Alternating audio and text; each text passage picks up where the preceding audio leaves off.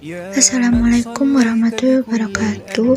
Halo semuanya, saya Putri Agus Wanusari ingin menjelaskan tentang penyebaran agama Islam di Nusantara. Simak videonya dengan baik ya. Terima kasih. Selain masuknya agama Islam ke Nusantara, agama Hindu dan Buddha merupakan agama yang paling banyak dianut oleh masyarakat kita. Mengapa Islam dapat berkembang dengan sangat pesat sehingga menjadi agama mayoritas di Indonesia? Bagaimana proses penyebaran agama Islam di Indonesia? Penyebaran Islam pada umumnya disebarkan dengan cara berdamai, sehingga mendapat sambutan baik dari masyarakat kita. Faktor keterbukaan dan keramahan masyarakat kita juga turut adil dalam penerimaan agama Islam sebagai agama di tengah masyarakat kita. Selain itu, memeluk Islam syaratnya sangat mudah, yaitu hanya dengan membaca 2 kalimat syahadat saja. Begitu pula dengan cara kepribadatannya, tak memerlukan persiapan yang rumit. Dalam Islam, semua orang memiliki derajat yang sama di masyarakat maupun di mata Allah. Agama Islam juga tidak mengenal sistem kasta seperti agama Hindu. Perkembangan Islam di Nusantara juga sangat dipengaruhi oleh jalur-jalur penyebarannya, sehingga perkembangannya sangat pesat dan meluas. Adapun jalur-jalur penyebaran di Nusantara, di antaranya yang pertama, ada jalur perdagangan. Menurut penjelasannya, sekaligus penulis asal Portugis, Thomson Perez, Nusantara merupakan jalur perdagangan internasional yang sangat ramai. Perdagangan Islam di Gujarat maupun Timur Tengah banyak dijumpai di Selat Melaka maupun bandar perdagangan lainnya. Bahkan, para pedagang Islam tersebut menatap dan mendirikan pelampungan di wilayah pesisir Nusantara. Sehingga interaksi pun terjadi dan pengaruh Islam pun menyebar di masyarakat, bahkan hingga para bangsawan. Para pedagang tersebut menjalin kontak dengan para adipati atau kepala daerah wilayah pesisir dan perlahan-lahan masuk ke lingkungan kerajaan. Tak sedikit raja kaum bangsawan yang menerima dan langsung memeluk Islam. Hal ini turut pula mempengaruhi hidup religi rakyat kerajaan yang dengan sukarelawan mengikuti agama sang raja. Selanjutnya yaitu penyebaran agama Islam melalui jalur dakwah.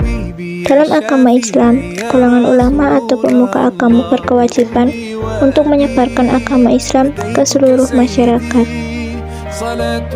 Peranan kaum ulama dalam menyebarkan Islam sangat efektif ketika menyebarkan Islam di daerah pedalaman yang tidak dapat dijangkau para pedagang yang berdakwah di pesisir.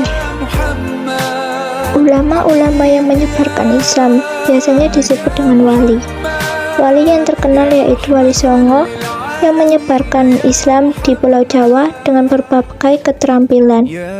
Selanjutnya yaitu ada jalur perkawinan. Perkawinan terjadi antara pedagang-pedagang Islam maupun kaum ulama yang menikah dengan masyarakat sekitar yang masih menganut agama Hindu, Buddha maupun agama lokal. Bahkan banyak pula pedagang Islam yang menikah dengan putra-putri para bangsawan. Pernikahan juga terjadi antara sesama bangsawan berbeda keyakinan.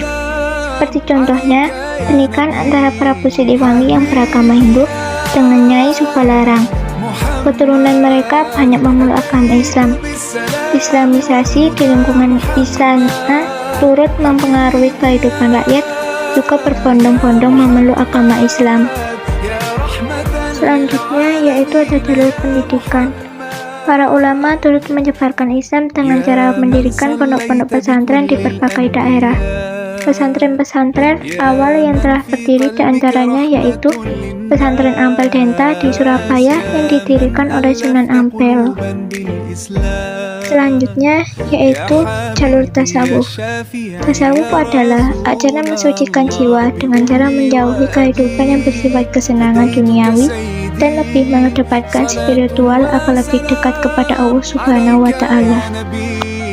Dalam perkembangan penyebaran Islam, Ilmu tasawuf biasanya dikuasai oleh orang-orang yang memiliki kekuatan spiritual seperti pengobatan maupun hal-hal yang dihubungkan dengan mistik.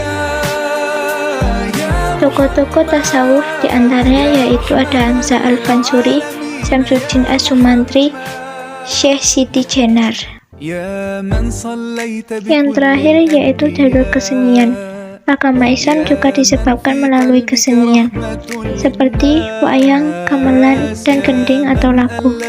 Dalam pagelaran wayang yang digelar Sunan Kalijaga, kisah-kisah yang ditampilkan biasanya diambil dari kisah Ramayana dan Mahabharata. Pewayangan ini kemudian dimodifikasi dengan diisi unsur-unsur Islam, sehingga membuat rakyat tertarik dan ingin tahu lebih dalam mengenai agama Islam. Sekian penjelasan singkat tentang materi dari saya. Mohon maaf jika ada kesalahan kata maupun ketikan. Terima kasih. Wassalamualaikum warahmatullahi wabarakatuh.